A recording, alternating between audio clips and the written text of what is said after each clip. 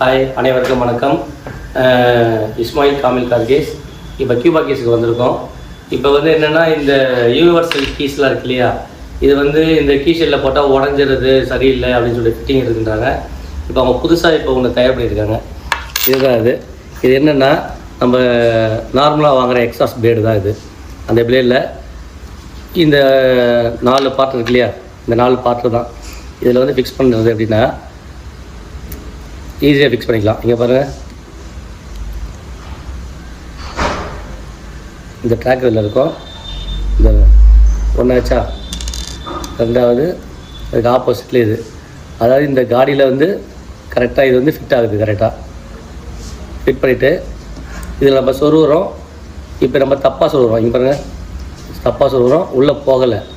அப்போ எடுத்துகிட்டு இதுக்கு ஒரு பாயிண்ட்டு கொடுத்துருப்பாங்க. கரெக்டாக போக நம்ம இது வேணும். இதுதான் கரெக்டு. ஏன்னா உள்ளே போகலை, தெரியுதுங்களா? அப்போது ஃபிட் ஆகிடுச்சு. ஓகேங்களா? ரெண்டாவது, இதில் டிரான்ஸ்பரண்ட் சிப்பு வைக்கிற இடம் இது.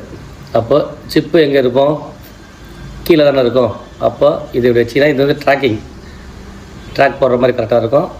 இதில் வச்சு அழுத்திட்டாக்கா சாவி உடையாது. ஒரிஜினல் மாதிரி இங்கே வந்து ஒரு ஸ்க்ரூ டைட் பண்ணிக்க வேண்டியதான். இப்போ என்ன, இந்த பாடி வந்து ஒன்றுமே ஆகாது, நல்லாயிருக்கும். நன்றி.